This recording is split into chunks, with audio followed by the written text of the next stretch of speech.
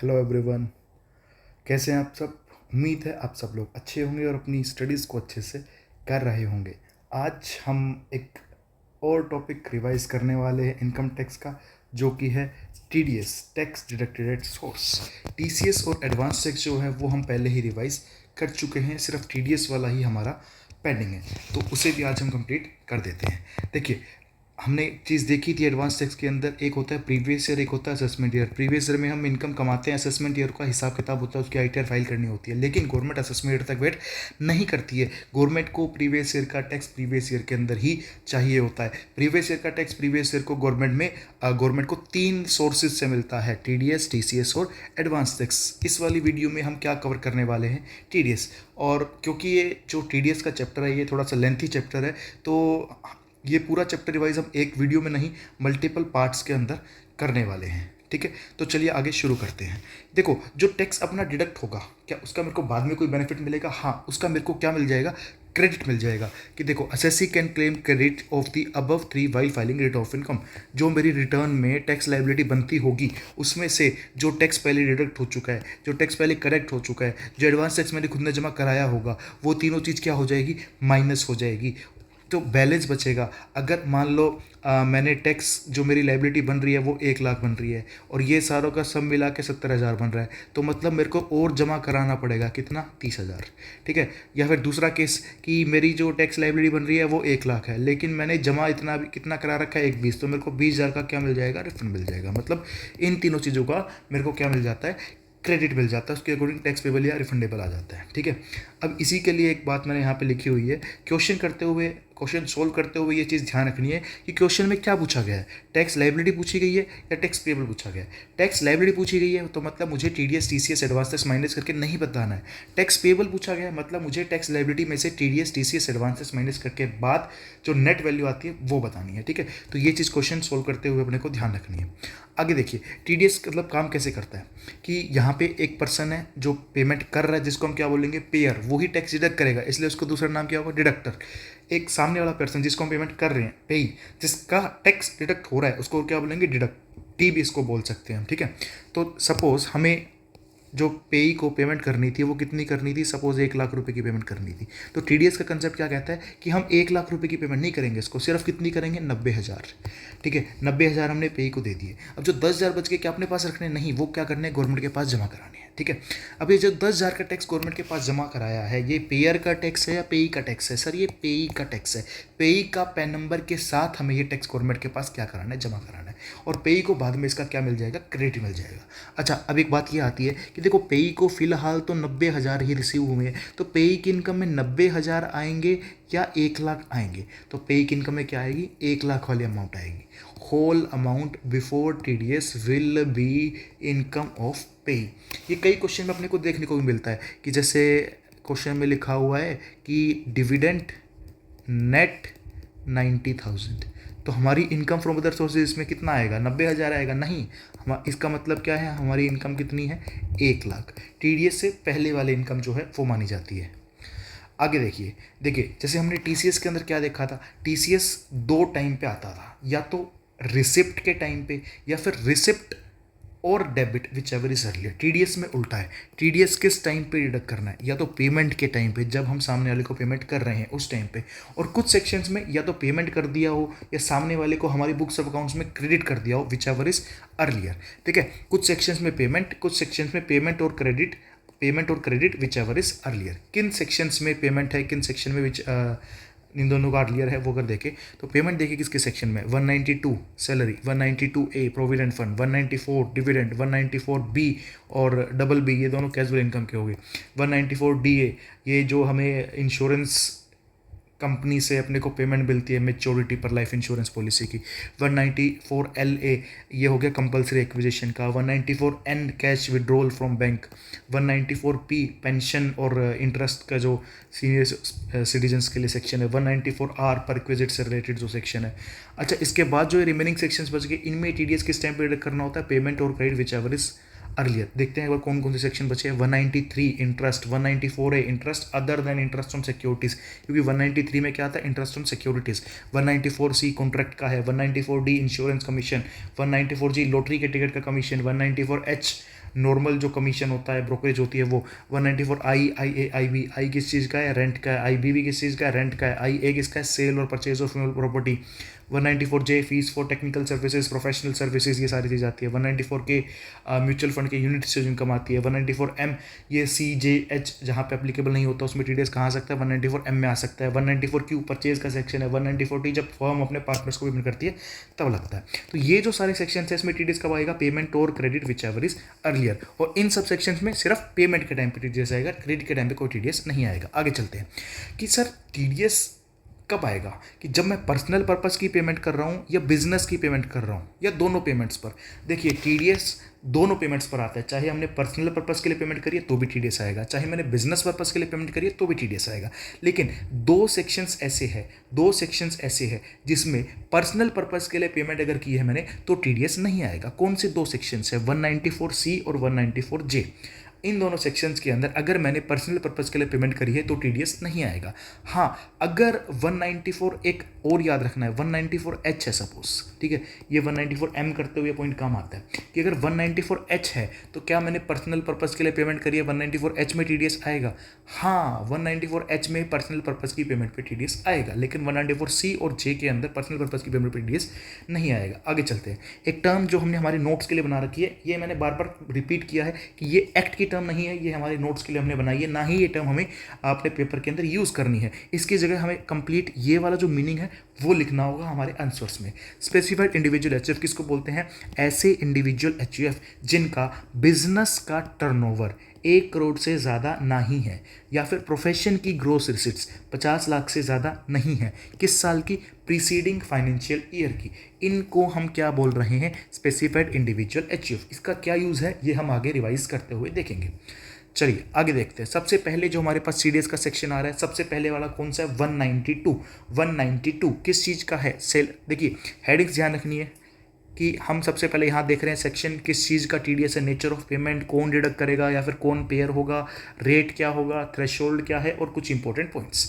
तो 192 में सैलरी के ऊपर टीडीएस आता है, कौन डिडक्ट करेगा, एम्प्लॉयर जब पेमेंट करेगा एम्प्लॉय को तब एम्प्लॉयर जो है वो टैक्स डिडक्ट करेगा। अच्छा, खास बात क्या है, सैलरी के अंदर कोई फिक्स्ड थ्रेशोल्ड नहीं है कि भाई इस अमाउंट से ज़्यादा की सैलरी होगी तो टीडीएस आएगा और इस रेट से आएगा, ना तो कोई फिक्स रेट है ना ही कोई फिक्स थ्रेशोल्ड है। यहाँ पे तो एक्चुअल टैक्स कैलकुलेट करना होता है, सामने वाले की इनकम पे जो एक्चुअल टैक्स बनता है वही हम क्या कर लेते हैं, डिडक्ट कर लेते हैं। तो सर ये क्या लिखा हुआ है, मतलब देखो total tax divide by total income into 100 है, एक्चुअल टैक्स जो आया ना उससे हम एक average rate of tax calculate कर रहे हैं। तो ये तो हमने बस वैसे कैलकुलेट किया है, इसका यूज़ नॉन मॉनेटरी परक्विजिट के कैलकुलेशन के लिए आ सकता है, ठीक है। तो ये तो हमने टीडीएस कैलकुलेट करने के बाद में रेट कैलकुलेट किया, इस रेट का यूज़ करके हमने कोई टीडीएस कैलकुलेट नहीं किया है, ठीक है। तो पहला पॉइंट देखिए, अब भाई दो रिजाइम है ना, डिफॉल्ट और ऑप्शनल, तो किसके अकॉर्डिंग कैलकुलेट करें भाई, एम्प्लॉई एम्प्लॉयर को बताएगा कि मुझे कौन सी रिजाइम सेलेक्ट करनी है, डिफॉल्ट या फिर ऑप्शनल, ठीक है। अच्छा, अगर मान लो एम्प्लॉई ने पहले डिफॉल्ट रिजाइम बता दी, उसके अकॉर्डिंग टैक्स डिडक्ट हो गया, अब एम्प्लॉई बाद में रिटर्न फाइल कर रहा है, तो क्या एम्प्लॉई डिफॉल्ट से ऑप्शनल में जा सकता है, यस।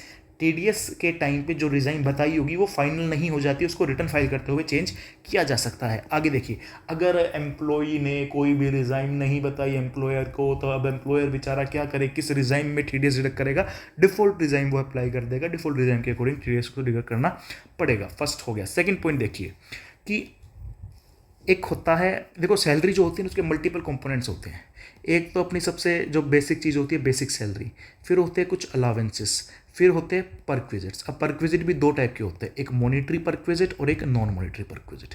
मॉनिटरी परक्विजिट में हमें पैसे की रिम्बर्समेंट मिल रही है, नॉन मॉनिटरी में डायरेक्टली कोई फैसिलिटी मिल रही है।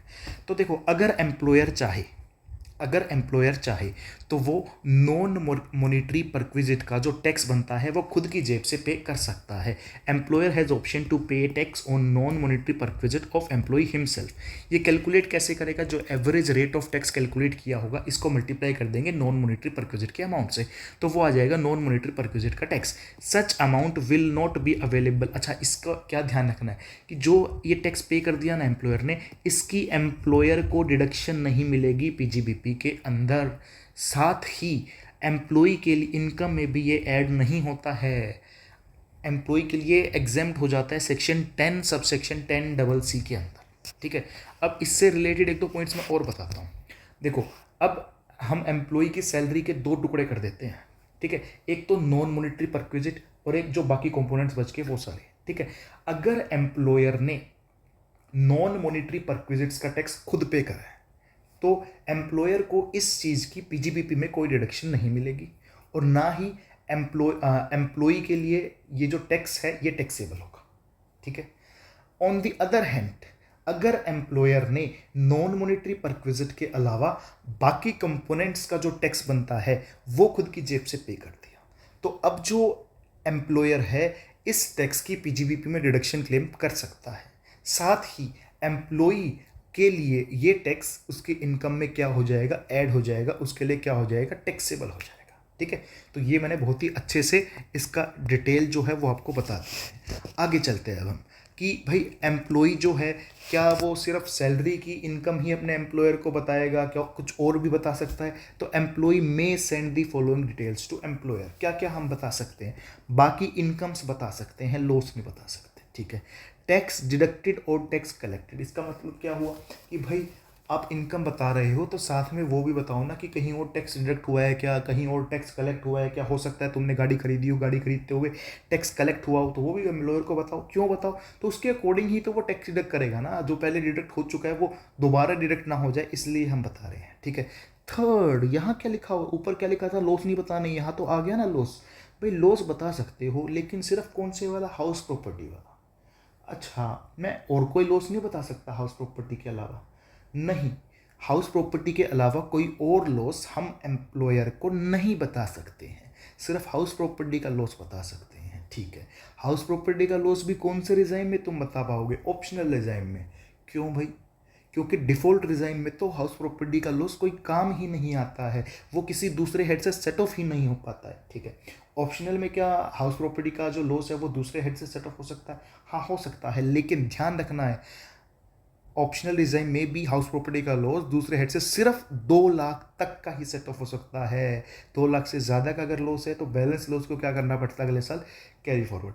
तो ठीक है, अगर एम्प्लॉई चाहे तो ये सारी डिटेल्स किसको दे सकता है, एम्प्लॉयर को दे सकता है। फिर एम्प्लॉयर को क्या करना पड़ेगा, ये सारी चीज़ें कंसीडर करनी पड़ेगी while calculating the income of employee and the tax deducted at source, ठीक है। टीडीएस की कैलकुलेशन करते हुए एम्प्लॉयर को सारी डिटेल्स कंसीडर करनी पड़ेगी। अच्छा, नेक्स्ट एक और पॉइंट, भाई अगर फर्म ने अपने पार्टनर को सैलरी पे करी है, क्या 192 में टीडीएस आएगा? पहली बात तो देखो उसका सिर्फ नाम सैलरी होता है, ना ही वो जो पार्टनर है उसके लिए सैलरी हेड के अंदर टैक्सेबल होती है। क्यों? क्योंकि एम्प्लॉयर एम्प्लॉय रिलेशनशिप ही नहीं है ना। क्या हम फर्म और पार्टनर के अंदर एम्प्लॉयर एम्प्लॉय रिलेशनशिप मान सकते हैं? नहीं। एम्प्लॉयर किसको मानेंगे? फर्म की तो सेपरेट लीगल एंटिटी होती ही नहीं है, तो इसलिए वहाँ पर एम्प्लॉयर एम्प्लॉय रिलेशनशिप नहीं होती है। तो फर्म ने जो पार्टनर को सैलरी पे करी है ये पार्टनर के लिए टैक्सेबल हो सकती है, लेकिन कौन से हेड में टैक्सेबल होगी? पीजीबीपी हेड के अंदर टैक्सेबल होती है। इस पर 192 में टीडीएस नहीं आएगा, ठीक है। इस पे टीडीएस किस सेक्शन में आएगा? अभी हमने देखा था ना एक नाम 194T में आएगा इस चीज़ पे टीडीएस। अच्छा, क्या पार्टनर को जो सैलरी मिल रही है अपनी फर्म से, क्या पार्टनर को उसमें से डिडक्शन मिलेगी, स्टैंडर्ड डिडक्शन 50,000 या 75,000 की? नहीं। जब वो पार्टनर के लिए इनकम सैलरी हेड में टैक्सेबल ही नहीं है तो उसको डिडक्शन भी नहीं मिल सकती, सैलरी में से मिलती है जो, ठीक है। तो ये चीज़ अपने को ध्यान रखनी है। अच्छा, नेक्स्ट पॉइंट देखिए कि भाई जो एम्प्लॉई है ना बहुत मेहनती एम्प्लॉई है, वो एक साथ 2-2 जगह काम कर रहा है, 3-3 जगह काम कर रहा है, अलग अलग जगह पे वो काम कर रहा है, तो क्या करे? सारे लोगों को, सारे एम्प्लॉयर को ये बोल दे कि भाई सब मेरा अलग अलग टीडीएस डिडक्ट कर लो, फिर तो गड़बड़ हो जाएगी ना। कैसे गड़बड़ हो जाएगी कि हर एक जगह से सैलरी कितनी है, 10-10 लाख है, तो भाई हर जगह डिफॉल्ट डिजाइन के अकॉर्डिंग टैक्स बनेगा ही नहीं, क्योंकि 12 लाख तक क्या मिल जाती है रिबेट, तो गड़बड़ हो गई। तो टैक्स बनना चाहिए था लेकिन नहीं बना। तो क्या करना है, हम एक एम्प्लॉयर की जो इनकम है, एक एम्प्लॉयर से जो अपने को सैलरी मिल रही है वो दूसरे एम्प्लॉयर को बता देंगे। तो फिर जो दूसरा एम्प्लॉयर है वो क्या करेगा, टोटल सैलरी के ऊपर टैक्स डिडक्ट करेगा ताकि एक्चुअल में जो टैक्स बनता है वो डिडक्ट हो पाए, ठीक है। तो ये बात करी गई है इस पॉइंट के अंदर। अगला देखते हैं अब, this is not much relevant, इसको हम नहीं देख रहे अभी। Employer to collect evidence with respect to following deductions या एग्जम्पशंस, ठीक है। देखो सैलरी की इनकम कैलकुलेट करते हुए बहुत सारी एग्जम्पशंस या डिडक्शंस एम्प्लॉई जो है वो क्लेम कर सकता है। तो एम्प्लॉयर को क्या करना है, जो भी एम्प्लॉई कहे वो सारी बातें मान लेनी है? नहीं, हम उससे प्रूफ मांगेंगे। फॉर एग्जाम्पल, अगर हाउस रेंट अलावेंस की एग्जम्पशन जो है वो एम्प्लॉई जो है वो क्लेम करना चाहता है, तो पहले तो मेरे को ये बताओ एचआरए की एग्जम्पशन कौन से रिजाइम में मिल सकती है, डिफॉल्ट में, ऑप्शनल में, दोनों में? सिर्फ ऑप्शनल रिजाइम में एचआरए की एग्जम्पशन मिल सकती है। तो एम्प्लॉयर क्या चेक करेगा कि भाई अगर तुमने 1 लाख से ज़्यादा रेंट पे करी है तो मुझे लैंडलॉर्ड का नाम, एड्रेस और पैन नंबर दो। ठीक है। अगर एम्प्लॉय लीव ट्रैवल कंसेशन की एग्जम्पशन क्लेम करना चाहता है तो उससे हम एविडेंस ऑफ एक्सपेंडिचर मान लेंगे। अगर वो इंटरेस्ट की डिडक्शन क्लेम कर रहा है इनकम फ्रॉम हाउस प्रॉपर्टी में, तो हम लेंडर जो है जिससे लोन लिया है आपने, उसका नाम, एड्रेस और पैन नंबर मांग लेंगे। अगर कोई भी चैप्टर 6A की डिडक्शन क्लेम करना चाहता है, चैप्टर 6A की डिडक्शंस मतलब कौन सी, 80C से 80U की डिडक्शंस, तो कोई एविडेंस उससे मांग लेंगे हम इन्वेस्टमेंट करने का, एक्सपेंडिचर करने का, जो भी कंसर्न्ड एविडेंस होगा वो। तो ये कुछ एग्जाम्पल्स यहाँ पे थे कि एम्प्लॉयर को कुछ एविडेंसेस कलेक्ट करने हैं, किससे, एम्प्लॉय से। किस चीज़ के एविडेंसेस कि भाई तुमने ये जो डिडक्शन या एग्जम्पशन क्लेम की है तुम इसके लिए एक्चुअल में एलिजिबल हो। ठीक है। इसी के साथ हमने सबसे पहला जो सेक्शन था हमारा 192 वो कंप्लीट कर लिया है। आगे देखते हैं अब हम नेक्स्ट सेक्शन अपने पास कौन सा है, 192A। ये किस चीज़ की बात करता है, withdrawal from employees provident fund. कि प्रोविडेंट फंड में जो पैसा है वो जब विड्रॉ किया जा रहा है तो उसके ऊपर भी TDS आएगा। देखो ये जो पैसा है ये एम्प्लॉय को मिल तो रहा है, लेकिन क्या एम्प्लॉयर दे रहा है, नहीं, ये ट्रस्टी के पास से आ रहा है, EPF के, प्रोविडेंट फंड के ट्रस्टी के पास। तो ट्रस्टी ऑफ EPF जो टैक्स है वो डिडक्ट करेगा। एम्प्लॉयर तो पहले ट्रांसफर करा चुका है ना प्रोविडेंट फंड में, अब तो प्रोविडेंट फंड से पैसा अपने को मिल रहा है। यहाँ पे फिक्स रेट है, कितना है, 10%। 192 के अंदर क्या है, फिक्स रेट है 10%। थ्रेशोल्ड क्या है, ध्यान रखना है, मोर देन इक्वल टू 50,000। यहाँ पे इक्वल टू भी है, मतलब अगर हमने 50,000 रुपये विड्रॉ करे EPF से तो उसके ऊपर 10% के रेट से TDS आ जाएगा। ठीक है। अगर 51,000 करे तो भी आएगा, 50 करे तो भी आएगा, 50 या 50 से ज़्यादा पे आएगा। अगर 49,000 विड्रॉ करे तो TDS नहीं आएगा। अच्छा, अगर मैंने 51,000 विड्रॉ करे तो सिर्फ 1,000 पे आएगा या फिर पूरे 51,000 पे आएगा, तो पूरे 51,000 पे आएगा। ये चीज़ भी अपने को ध्यान रखनी है। अच्छा, एक और मैं एक ट्रिक बता देता हूँ कि देखो जहाँ पे भी इक्वल टू देखने को मिले तो समझ जाना है कि यहाँ पे सेक्शन के साथ में A जरूर मिलेगा। ठीक है। जहाँ पे भी इक्वल टू होगा यहाँ पे लास्ट में क्या पाएगा, A मिलेगा। हाँ, इसका रिवर्स ट्रू नहीं है कि भाई यहाँ A है तो यहाँ इक्वल टू आएगा। मैंने क्या कहा है, यहाँ इक्वल टू है तो यहाँ A पाएगा। ठीक है। अच्छा, क्या हर एक केस में 192 में TDS आ जाएगा कि हर एक टाइप का कभी भी मैंने प्रोविडेंट फंड से पैसा विड्रॉ करा, नहीं। तो ये सैलरी के चैप्टर में हमने जो पॉइंट्स देखे थे वो यहाँ काम आ रहे हैं। तो पहले तो मेरे को ये बताओ, SPF से पैसा विड्रॉ किया, स्टेचुटरी प्रोविडेंट फंड, क्या 192A में TDS आएगा? तो देखो भाई, अगर SPF से विड्रॉ करे हैं तो आएगा ही नहीं TDS 192A में। क्यों? क्योंकि SPF से विड्रॉ करना टैक्सेबल नहीं होता। कुछ और पॉइंट्स से रखे हैं कि कब कब 192A में TDS नहीं आएगा। ये देखो मेनली हम यहाँ पे जो देख रहे हैं कि SPF को तो हमने बाहर निकाल दिया, URPF से हमेशा TDS आएगा ही। ये जो मेनली पॉइंट्स है ये RPF के पॉइंट ऑफ व्यू से लिखे होंगे। TDS कब नहीं आएगा? अगर एम्प्लॉय ने कंटिन्यूसली 5 साल तक काम किया तो उसके बाद तो जो भी RPF से पैसा विड्रॉ करेंगे वो क्या हो जाएगा, टैक्सेबल होगा ही नहीं, तो मतलब TDS भी नहीं आएगा। अगर एम्प्लॉय ने पैसे विड्रॉ किए, वो बीमार हो गया था इल हेल्थ की वजह से, तो भी TDS नहीं आएगा। अगर एम्प्लॉयर ने बिजनेस बंद कर दिया, अब पैसे विड्रॉ कर रहे हैं, ठीक है, तो भी TDS नहीं आएगा। या फिर हमने हमारी जो पुरानी नौकरी है वो छोड़ दिए है, हमने कोई नई जॉब स्टार्ट की है और हमने जो पुराना पैसा है वो ट्रांसफ़र कर दिया है हमारे नए एम्प्लॉयर के पास में, नए एम्प्लॉयर के नए EPF के अंदर, transfer to EPF maintain with new employer, तो भी TDS नहीं आएगा। तो ये हमने कुछ रीजंस देख लिए हैं। ठीक है, कि कब कब 192 में TDS नहीं आएगा। ठीक है, तो 192A सेकंड सेक्शन भी अपना कंप्लीट हो गया। थर्ड सेक्शन अब हम देखते हैं कौन सा है, 193। किस चीज़ का है, interest on securities, debentures, bonds के ऊपर जो इंटरेस्ट आता है। अच्छा, इंटरेस्ट के 2 सेक्शंस है, 193 और 194A। 193 किसका है, इंटरेस्ट ऑन सिक्योरिटीज। 194A किसका है, interest other than interest on securities. कौन डिडक्ट करेगा, कोई भी पर्सन जो इंटरेस्ट पे कर रहा है। रेट सेम है जो 192 के अंदर था, 10%। थ्रेशोल्ड कितना है, मोर देन 10,000। यहाँ पे इक्वल टू नहीं है, मोर देन 10,000 कि 10,000 तक का इंटरेस्ट पे करो तो कोई TDS नहीं आएगा। 10,000 से ज़्यादा का इंटरेस्ट पे करोगे तो टोटल जितना इंटरेस्ट पे किया हुआ उस पर TDS आएगा। अच्छा, कुछ सिक्योरिटीज़ के नाम यहाँ दे रखे हैं जिन पे TDS नहीं आएगा। नो TDS इफ पहला interest on NDB, national development bonds के इंटरेस्ट पे TDS नहीं आएगा। अच्छा, ध्यान क्या रखना है, हम यहाँ पे ये नहीं बोल रहे कि भाई जो इनका इंटरेस्ट है वो टैक्सेबल नहीं है। इनका इंटरेस्ट टैक्सेबल तो हो सकता है लेकिन उन पे टीडीएस नहीं आएगा। No TDS if interest on national development bonds, ठीक है। 7 ईयर एनएससी के इंटरेस्ट पे भी टीडीएस नहीं आएगा। पावर फाइनेंस कॉर्पोरेशन या आईआरएफसी के बॉन्ड्स पे टीडीएस नहीं आएगा। अच्छा ये क्या लिखा है 54EC, भाई जो ये दोनों बॉन्ड्स होते हैं ना, पावर फाइनेंस कॉर्पोरेशन और आईआरएफसी, इनकी 54EC के अंदर कैपिटल गेन्स के अंदर हमें एग्जम्पशन मिल सकती है लॉन्ग टर्म कैपिटल गेन में से। तो वो वाले दोनों बॉन्ड्स की बात हो रही है कि इन बॉन्ड्स का जो इंटरेस्ट है वो टैक्सेबल तो हो सकता है लेकिन उस पर 193 में टीडीएस नहीं आएगा। अच्छा, interest paid to any insurance company, मतलब इंश्योरेंस कंपनी की तो मौज होगी अगर वो इंश्योरेंस कंपनी किसी भी कंपनी के डिबेंचर्स खरीद लेगी। अगर इंश्योरेंस कंपनी को डिबेंचर्स पे इंटरेस्ट मिल रहा होगा तो उस डिबेंचर के इंटरेस्ट पे टीडीएस नहीं आएगा, ठीक है। नेक्स्ट क्या है, लास्ट पॉइंट क्या है, interest on any security of CGO SG. अगर हमने सेंट्रल गवर्नमेंट और स्टेट गवर्नमेंट की कोई भी सिक्योरिटी बॉन्ड डिबेंचर खरीद, डिबेंचर तो होते नहीं, गवर्नमेंट के बॉन्ड्स होते हैं, हमने गवर्नमेंट के बॉन्ड्स खरीदे, उनके इंटरेस्ट पे टीडीएस नहीं आएगा। अदर देन, इंपॉर्टेंट है, saving taxable bonds, floating rate saving bonds. भाई गवर्नमेंट के इन दोनों बॉन्ड्स पे टीडीएस आएगा, इनके अलावा बाकी सिक्योरिटीज पे टीडीएस नहीं आएगा। सेविंग टैक्सेबल बॉन्ड्स पे आएगा, फ्लोटिंग रेट सेविंग बॉन्ड्स पे आएगा, इनके अलावा बाकी गवर्नमेंट के बॉन्ड्स पे टीडीएस नहीं आएगा। अच्छा, फ्लोटिंग रेट सेविंग बॉन्ड्स, वैसे ही जनरल नॉलेज के लिए मैं बताऊँ तो उसका नाम ऐसा क्यों है, क्योंकि इनका जो इंटरेस्ट रेट है वो फिक्स नहीं होता है। फ्लोटिंग का मतलब वेरिएबल। अच्छा, कैसे, एनएससी का जो रेट है, एनएससी होता है नेशनल सेविंग सर्टिफिकेट, उसका रेट होता है 7.7%, उससे 0.35% इनका ज़्यादा होता है। अभी जो एट प्रेजेंट रेट चल रहा है वो 8.05% है, किसका, फ्लोटिंग रेट सेविंग बॉन्ड्स का, ठीक है।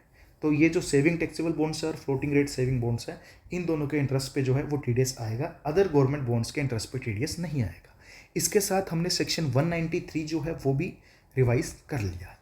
इससे अगले सेक्शन पे हम चलते हैं। नेक्स्ट जो हमारा सेक्शन है वो है 194। 194 किस चीज़ का है, डिविडेंड का है। अच्छा, डिविडेंड कौन सा, इक्विटी शेयर्स का या प्रेफरेंस शेयर्स का, दोनों। इक्विटी शेयर्स भी कवर हो रहे हैं यहाँ पे, प्रेफरेंस शेयर्स भी कवर हो रहे हैं। अच्छा, डीम डिविडेंड भी कवर हो रहा है। अच्छा, डीम डिविडेंड क्या होता है, ये हम अदर सोर्सेज के अंदर डिटेल में देख चुके हैं। सेक्शन 222 के अंदर जो 6 क्लोजेज होते हैं वो वाले डीम डिविडेंड की यहाँ पे बात हो रही है। ऐसी कोई पेमेंट जो एक्चुअल में डिविडेंड नहीं है लेकिन इनकम टैक्स एक्ट उनको डिविडेंड मान लेता है। अच्छा, कौन डिडक्ट करेगा, डोमेस्टिक कंपनी अगर डिविडेंड पे कर रही है तो डिडक्ट करेगी। रेट कितना है, 10% ही है। अभी तक हमने 192A देखा, उसमें भी 10%, 193 देखा, उसमें भी 10%, 194 में भी 10%, ठीक है। थ्रेशोल्ड क्या है, तो डिपेंड करेगा। थ्रेशोल्ड एक सिंगल थ्रेशोल्ड नहीं है, अब यहाँ पे 2 थ्रेशोल्ड से रखी है कि भाई अगर तुमने इंडिविजुअल को डिविडेंड की पेमेंट करी है अदर देन कैश, कैश में नहीं करी, किसी और मोड में करी है, तो उस केस में जो थ्रेशोल्ड है वो लगेगी मोर देन 10,000, 10,000 से ज़्यादा के डिविडेंड पे ही टीडीएस आएगा। अदरवाइज अदर केसेस में कोई थ्रेशोल्ड नहीं है। मान लो इंडिविजुअल के अलावा किसी और को डिविडेंड की पेमेंट करी है तो भाई कोई थ्रेशोल्ड नहीं है, 1 रुपये का डिविडेंड पे करा तो भाई टीडीएस आएगा, ठीक है। अगर इंडिविजुअल को पेमेंट करी है डिविडेंड की लेकिन कैश में कर दी तो अब भी आएगा टीडीएस, क्योंकि कैश में ना करी हो तो 10,000 का अपने पास थ्रेशोल्ड का बेनिफिट था, ठीक है। आगे देखिए, यही सेम पॉइंट हमने अभी 193 में देखा था, वही सेम पॉइंट यहाँ 194 में भी है। क्या कि अगर हमने डिविडेंड पे किया है इंश्योरेंस कंपनी को, भाई इंश्योरेंस कंपनी ने हमारे शेयर्स खरीद रखे थे, हम उस शेयर्स पे इंश्योरेंस कंपनी को डिविडेंड पे कर रहे हैं, तो भाई इस पर भी टीडीएस नहीं आएगा। ध्यान रखना है, हम ये नहीं कह रहे कि वो जो डिविडेंड इंश्योरेंस कंपनी के लिए टैक्सेबल नहीं होगा, टैक्सेबल तो होगा अदर सोर्सेज के अंदर, लेकिन उस पर टीडीएस नहीं आएगा, ठीक है। तो हमने 194 भी कवर कर लिया है। इसके साथ हमने देखो 4 सेक्शंस कर लिए, कौन कौन से, 192, 192A, 193 और 194, ठीक है। अब हम नेक्स्ट सेक्शन देखते हैं। अभी तक का जो सबसे इंपॉर्टेंट सेक्शन है वो अब आया अपने पास में 194A, ठीक है। 194A किस चीज़ का है, इंटरेस्ट का ही है, लेकिन कौन सा इंटरेस्ट, सिक्योरिटीज़ का जो इंटरेस्ट होता है उसके अलावा बाकी इंटरेस्ट का सेक्शन है, interest on other than interest on securities, ठीक है। कौन डिडक्ट करेगा, any person other than specified individual HUF. देखो पहली बार यहाँ पे यूज हो रहा है किसका, स्पेसिफाइड इंडिविजुअल एचईएफ टर्म का। तो सर इसका मतलब क्या बना, any person other than specified individual HUF. देखो इसका मतलब ये हुआ कि भाई हर एक पर्सन को टीडीएस डिडक्ट करना है। किसको डिडक्ट नहीं कर रहा, ऐसे इंडिविजुअल एचईएफ को जिनका पिछले साल का बिजनेस का टर्नओवर 1 करोड़ से ज़्यादा नहीं है, या फिर पिछले साल की प्रोफेशन की ग्रोथ एसेट्स 50 लाख से ज़्यादा नहीं है, उनको टीडीएस डिडक्ट नहीं करना, उनके अलावा सबको करना है, ठीक है। समझ आई बात। रेट कितना है 194A का 10%। अच्छा, थ्रेशोल्ड, यहाँ पर थ्रेशोल्ड अब 3 आ चुके हैं अपने पास। क्या क्या है कि सबसे पहले तो ये देखो कि इंटरेस्ट कौन पे कर रहा है, पेयर कौन है, बैंक है, पोस्ट ऑफिस है, मतलब पोस्ट ऑफिस वाला बैंक है, या कोऑपरेटिव बैंक है, बैंक, पोस्ट ऑफिस या कोऑपरेटिव बैंक, ठीक है। अगर ये तीनों सीनियर सिटीजन को इंटरेस्ट पे कर रहे हैं तो लिमिट लगेगी 1 लाख की। 1 लाख से ज़्यादा जब इंटरेस्ट पे करोगे तो TDS आएगा। अगर ये तीनों सीनियर सिटीजन के अलावा 60 साल से कम के बंदों को इंटरेस्ट पे कर रहे हैं तो लिमिट कितनी लगेगी, 50,000 से 50,000 से ज़्यादा का इंटरेस्ट हुआ तो TDS आएगा, ठीक है। अदर पेयर्स, मतलब इंटरेस्ट कौन पे कर रहा है, बैंक, पोस्ट ऑफिस या कोऑपरेटिव बैंक के अलावा कोई और पे कर रहा है तो भाई किसी को भी पे करो, लिमिट कितनी है, 10,000 की। मुझे NBFC से इंटरेस्ट मिला, ठीक है, मैंने NBFC के पास डिपॉजिट कराया था, मुझे NBFC से इंटरेस्ट मिला। अब NBFC जो है अदर पेयर्स में आएगा तो लिमिट कितनी लगेगी, 10,000 की। 10,000 से ज़्यादा के इंटरेस्ट अगर है तो उस पर TDS आ जाएगा। पूरे अगर 12,000 का इंटरेस्ट है तो पूरे 12 पे आएगा, सिर्फ 2 पे नहीं, ठीक है। आगे देखिए, अब इंपॉर्टेंट पॉइंट्स में क्या कहा गया है कि TDS only on interest on FD and RD, not on interest on saving account. देखो, FD RD saving account, fix deposit, recurring deposit, saving account, वैसे इंटरेस्ट टैक्सेबल तीनों का होता है इनकम फ्रॉम अदर सोर्स में, लेकिन जो TDS आएगा वो सिर्फ FD और RD के इंटरेस्ट पे आएगा, सेविंग के इंटरेस्ट पे कोई TDS नहीं आएगा, ठीक है। आगे देखते हैं अब हम सेकंड पॉइंट क्या कहा गया है, इंपॉर्टेंट पॉइंट है जिससे क्वेश्चन एग्जाम में आने के बहुत ज़्यादा चांसेस होते हैं कि देखो, एक CBS होता है, कोर बैंकिंग सिस्टम, कोर की भी फुल फॉर्म होती है centralised online real time environment, कि भाई अगर बैंक, जैसे मैंने एक एग्जांपल लेते हैं हम कि SBI की 3 ब्रांचेज है, SBI की 3 ब्रांचेज है, A, B और C। मैंने तीनों के अंदर FD करा रखी है और मुझे तीनों से इंटरेस्ट रिसीव हो रहा है, ठीक है, 40,000, 10,000 और 10,000, टोटल कितना हो गया, 60,000।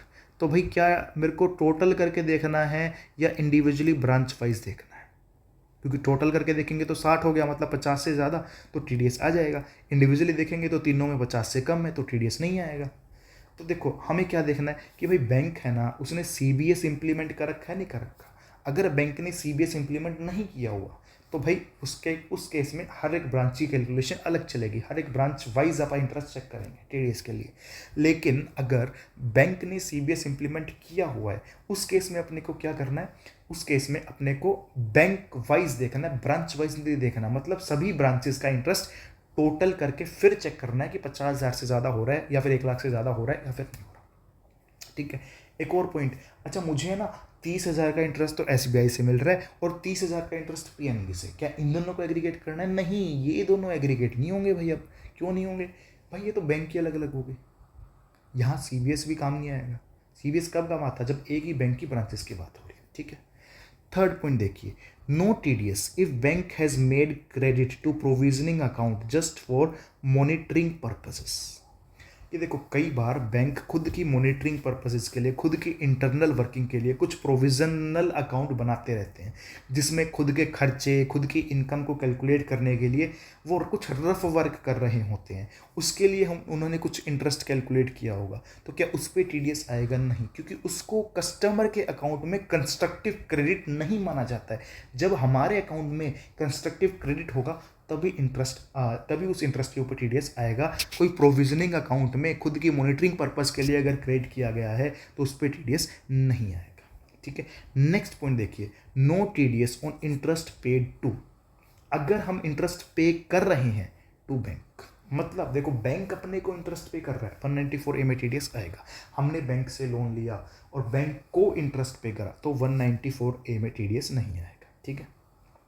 UTI, हमने UTI को इंटरेस्ट पे करा तो भी उस पर TDS नहीं आएगा। इंपॉर्टेंट, हमने NBFC को इंटरेस्ट पे करा, TDS आएगा। NBFC ने हमें पे करा तो भी TDS आएगा। इस पे PGP में क्वेश्चन भी आता है कि भाई हमने NBFC से लोन लिया था, उस पर TDS पे हमने TDS डिडक्ट नहीं किया तो एक्सपेंस क्या हो जाता था, डिसअलाउड। तो ध्यान रखना है, बैंक से लोन लिया है उसको इंटरेस्ट पे कर रहे हैं, उस पर TDS नहीं आएगा। NBFC से लोन लिया है उसको इंटरेस्ट पे कर रहे हैं, उस पर TDS आएगा, ठीक है। आगे देखिए, इंश्योरेंस कंपनी की बात हो रही है। अगर हम इंश्योरेंस कंपनी को इंटरेस्ट पे कर रहे हैं तो उस पर भी TDS नहीं आएगा। देखो, इंश्योरेंस कंपनी जो है ना, ये हर जगह आ रही है। 193 के अंदर आई, 194 में आई, 194A में भी आ गई। अब NSDA, फुडको, फाइनेंशियल कॉर्पोरेशन, ये कुछ और नाम है, इनको भी अगर हम इंटरेस्ट पे कर रहे हैं तो उस पर 194A में TDS नहीं आएगा। आगे देखिए, schemes of post office on which TDS is liable to be deducted under section 194A। देखो हमने ऊपर अभी देखा था ना, पोस्ट ऑफिस जब पेयर होगा तो थ्रेशोल्ड 1 लाख या 50,000 लगेगी, बेस्ड ऑन सीनियर सिटीजन है या फिर नहीं है। ठीक है, तो पोस्ट ऑफिस के अंदर देखो वैसे तो हज़ारों स्कीम्स होती है जिन पे अपने को इंटरेस्ट मिलता है, लेकिन पोस्ट ऑफिस की सारी स्कीम्स पे TDS नहीं है, सिर्फ 2 ही स्कीम्स पे पोस्ट ऑफिस की TDS आता है। कौन कौन सा? सीनियर सिटीजन सेविंग स्कीम और महिला सम्मान सेविंग सर्टिफिकेट। ठीक है, तो पोस्ट ऑफिस की सिर्फ 2 ही स्कीम्स पे TDS आता है, सभी स्कीम्स के ऊपर पोस्ट ऑफिस की TDS नहीं आता है। तो ये दोनों के अपने को नेम ध्यान रखने हैं। आगे देखिए, जैसे अभी हमने बात की थी ना कि salary paid by firm to its partner, ऐसे interest paid by firm to partner. तो देखो भाई, इसका भी नाम इंटरेस्ट है, लेकिन ये टैक्सेबल पार्टनर के लिए कौन से हेड में होती है? अदर सोर्सेज में नहीं, PGBP में ही टैक्सेबल होती है। इस पे 194A में TDS नहीं आता है, इस पे भी किस सेक्शन में TDS आता है? 194T के अंदर। ठीक है, आगे देखिए, नेक्स्ट पॉइंट क्या है? No TDS on interest on income tax refund by central government, कि भाई हमने इनकम टैक्स ज़्यादा जमा करा दिया था, गवर्नमेंट से अपने को क्या मिल रहा है? रिफंड मिल रहा है, और रिफंड मिलने में थोड़ा लेट हो गया तो उसके ऊपर इंटरेस्ट मिल रहा है। देखो, जो इनकम टैक्स का रिफंड मिलता है ना, वो टैक्सेबल नहीं होता, क्योंकि जब पे किया था तो एज ए एक्सपेंस वो अलाउड भी नहीं होता। लेकिन जो रिफंड के ऊपर इंटरेस्ट मिलता है ना, वो टैक्सेबल हो जाता है। कौन से हेड में टैक्सेबल होता है? इनकम फ्रॉम अदर सोर्स में। तो क्या उसके ऊपर टैक्स डिडक्ट भी होगा, TDS डिडक्ट होगा? नहीं, उस पर कोई TDS नहीं आएगा। अच्छा, नेक्स्ट, जीरो कूपन बॉन्ड जो होता है उस पर मुझे डायरेक्टली कोई इंटरेस्ट नहीं मिलता है कंपनी से, तो उस पर TDS की बात नहीं बनती है। जीरो कूपन बॉन्ड का जो रिडम्पशन होता है ना, तभी मेरे को बेनिफिट मिलता है, और वो टैक्सेबल कौन से हेड में होता है? कैपिटल गेन्स में टैक्सेबल होता है। तो उस पर इंटरेस्ट ही नहीं मिल रहा, तो उस पर 194A में TDS आ भी नहीं सकता। ठीक है, आगे देखिए, एक और पॉइंट जो भी क्वेश्चन में आ सकता है कि interest on compensation awarded bye motor accident claim tribunal. ठीक है, अपने को मोटर एक्सीडेंट क्लेम ट्रिब्यूनल से कोई कंपनसेशन मिलनी थी, उस पर अपने को इंटरेस्ट मिल रहा है। तो वैसे तो देखो 194A में TDS किस टाइम पे आता है? क्रेडिट और payment whichever is earlier. ठीक है, अब एक और मैं ट्रिक बता रहा हूँ, क्या कि जिस भी सेक्शन में ये लिखा हुआ है कि पेयर कौन है? Any person other than specified individual HUF, तो इसमें टाइमिंग ऑफ TDS क्या आएगी? क्रेडिट और payment whichever is earlier. लेकिन यहाँ पे एक एक्सेप्शन है, मोटर एक्सीडेंट क्लेम ट्रिब्यूनल के केस में TDS सिर्फ पेमेंट के टाइम पे आएगा, क्रेडिट के टाइम पे नहीं आएगा। और थ्रेशोल्ड भी चेंज हो गई, थ्रेशोल्ड कितनी है? 50,000 से ज़्यादा। मतलब यहाँ बैंक, पोस्ट ऑफिस और कोऑपरेटिव बैंक नहीं है, तो 10,000 की थ्रेशोल्ड लगनी चाहिए थी, लेकिन थ्रेशोल्ड क्या लग रही है? 50,000 की लग रही है। ठीक है, तो ये पॉइंट भी अपने को ध्यान रखना है। तो इसके साथ अपना 194A जो सेक्शन है वो भी कंप्लीट हो चुका है। इसके बाद हम चलते हैं नेक्स्ट सेक्शन पर, जो कि है 194B और 194BB। ये दोनों हम साथ में देखते हैं, 194B 194BB। कैजुअल इनकम और winning from horse races. Winning from horse races किस में है? 194BB के अंदर है, और विनिंग फ्रॉम हॉर्स रेसेस के अलावा बाकी सारी इनकम 194B में है। अच्छा, स्टूडेंट्स को एक चीज़ की कन्फ्यूजन होती है, वो भी मैं क्लियर करता हूँ कि देखो, owning and maintaining race horses और विनिंग फ्रॉम हॉर्स रेसेस, ये दोनों अलग अलग होते हैं। Winning from horse races casual income है, चांस की बात है, मैं जीत भी सकता हूँ, हार भी सकता हूँ। लेकिन owning and maintaining race horses ये कैजुअल इनकम नहीं है, ये तो एक टाइप का मेरा बिजनेस है, लेकिन ये इनकम PGBP में टैक्सेबल नहीं होती। इसको कहाँ पे रखा गया है इनकम टैक्स एक्ट में? इनकम फ्रॉम अदर सोर्सेज के अंदर। Owning and maintaining race horses मेरी चांस की इनकम नहीं है, उसमें तो मैं हॉर्स रेस सपोजो कंडक्ट करा रहा हूँ।